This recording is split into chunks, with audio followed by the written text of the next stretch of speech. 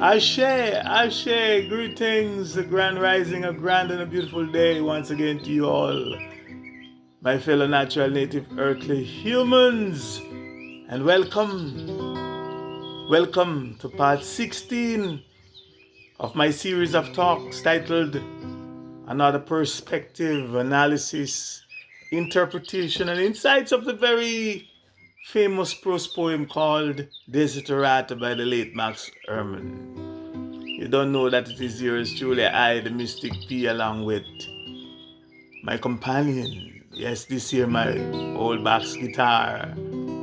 And of course, my chirping bird sounds here, chirping and echoing the melodious, natural healing, natural comforting, and therapeutic sounds right here in the background, in the foreground, and all around. Yours truly, I, the Mystic P. Now, just to remind you that if you haven't yet listened or watched part 1 of this series of talks to part 15, and I recommend that you do it in that sequential order, I ask and would suggest that you please do so before you continue to watch this part 16. And if for some reason you choose to watch part 16 without doing that, I would strongly recommend that you go back and watch from part 1 to part 15, so you get the full drift of the ideas, the thoughts, the insights, the concepts, etc., that yours truly is trying to convey here, or is conveying here. So in part 16 of this, my analysis, my interpretation, and insights of and perspective on Desiderata, I emphasize the point that from my interpretation and understanding of the quote or of the proverb, train up a child in the way he or she should go, and when he or she is old, he or she will not depart from it. Or direct your children on the right path, and when they are older, they will not leave, or they will not leave it. That it is we, the parents, meaning we, the literal and biological mother and biological father of a child or of the children, that are naturally, keyword here is naturally, responsible to rear and train our children, or the child or children, in the way that they should, or in the way that they must go. And I say that on the contrary, we cannot guarantee the outcome of a wholesome adult, or a wholesome, or some wholesome adults. Now, and just in case some of you still did not watch or listen to the entire series thus far, meaning you did not watch or listen to part 1 to part 15 as I have requested, and consequently some of you might be asking the question, El Mystic, what does Desiderata, this prose poem called Desiderata, has to do with training a child or raising our children? You might be asking that question. Now, please let me remind you that it was brought to my knowledge during my search and research and reading other commentaries on the author of this poem, Desiderata, the late Max Ehrmann, that it was brought to my knowledge and understanding that he had written it for his daughter. He wrote it for his daughter.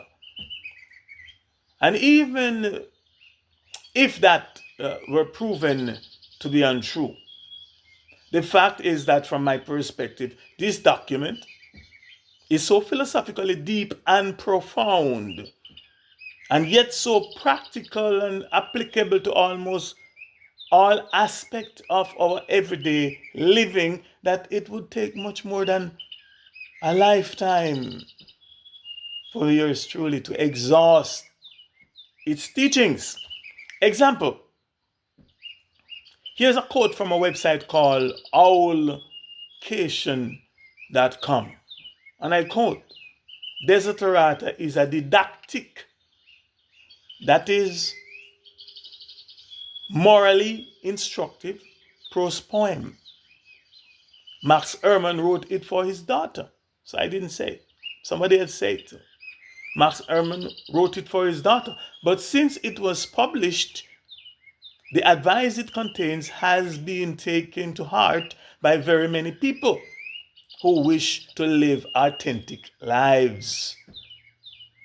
The piece is measured and calm, emphasizing the advice contained within the lines to be calmly assertive, respectful of others, non-confrontational, diligent, emotionally strong, principled, and to cultivate a clear conscience. Unquote.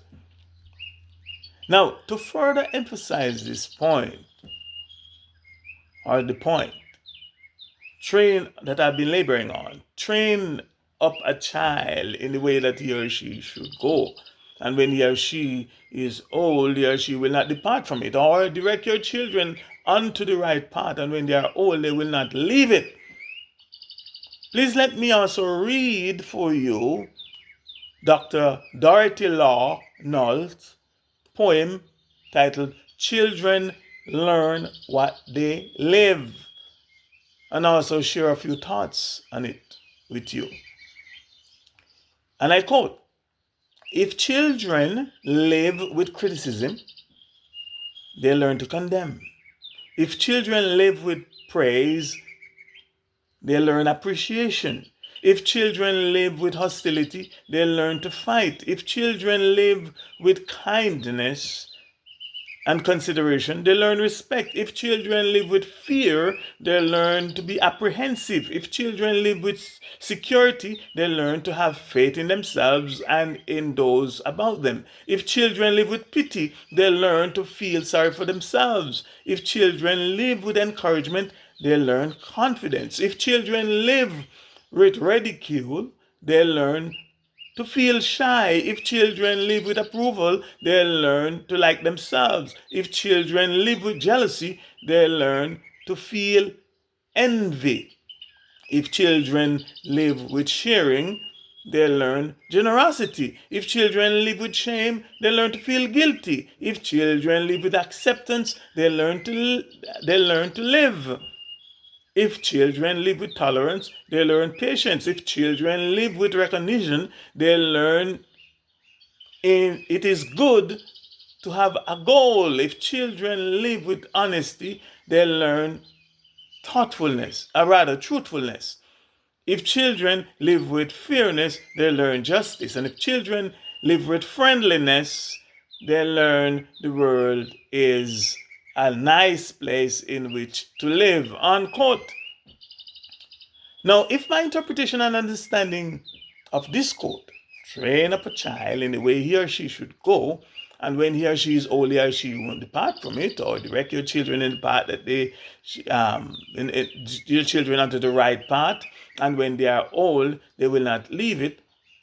If that is correct, my interpretation of it is correct, and that it is we, the literal and biological parents, the biological mother and father of the children, of the child, that are literally and naturally responsible for training and bringing up our children in the way that they must go. Or at the very least, if we can agree that this statement is correct, then we must also logically agree that when our children fail, when our children do not manifest these virtues, these moral goodness herein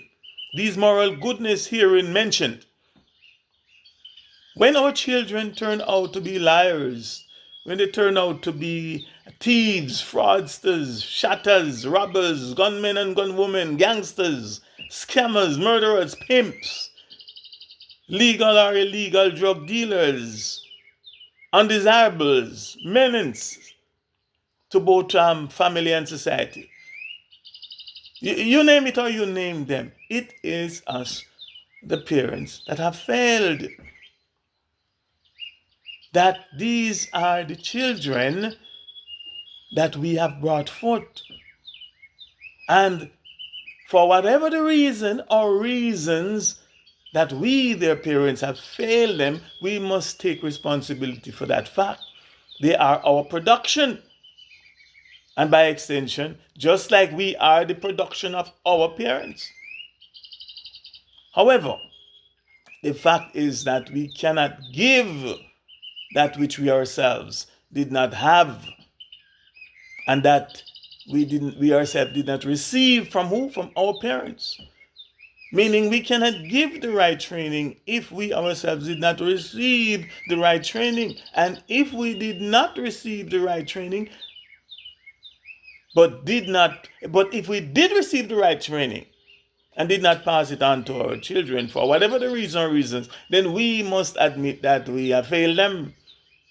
For example, if we were not there for our children's lives, we were not there in our children's life when they needed parenting the most, and some ending up turning criminals, murderers, and monsters, etc., then regardless of the reasons or excuse that we may have, the fact is that we must admit that it is us that fail them. We are the ones that fail our children. Right? Children learn what they live and live what they learn. From my perspective, the easiest thing to do in life is to blame someone else or to blame something else for our own inadequacies, our own failures, our own ignorance, our own mistakes, our own negligence. It is always someone or something else that is responsible and not us. And the evidence will show, and the evidence has shown, that the easiest person for a man to blame for almost everything, if not everything in life, the easiest thing and the easiest one to blame is a woman. And if you doubt me, then just go and read the story about this Adam and Eve story that can be found in the Adamic Race History and Holy Book. Christian Holy Bible, aka the Christian Holy Bible. And the easiest person to blame for almost all, if not all, the ills in our society today is our youths, our children.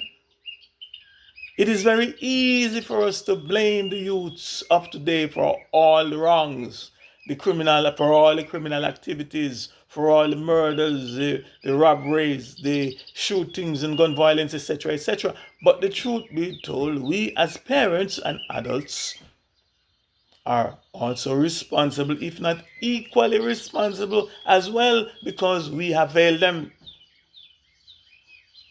It is evident that we did not do an excellent job at raising them or training them, but we'll look into that from other aspects as well.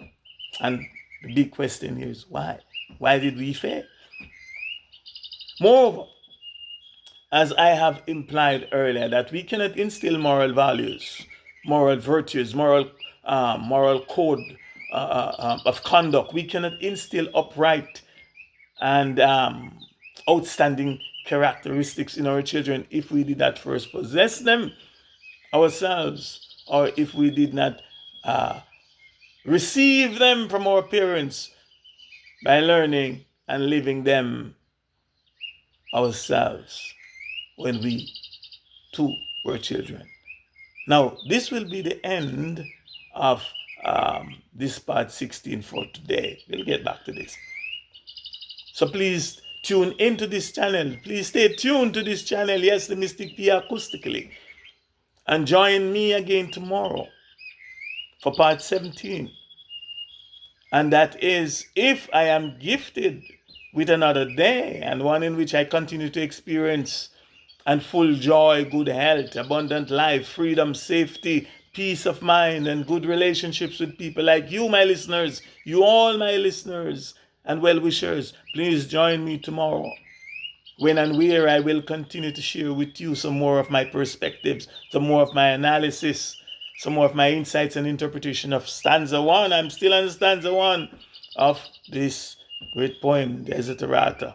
And I quote, go placidly amid the noise and haste, and remember what peace there may be in silence.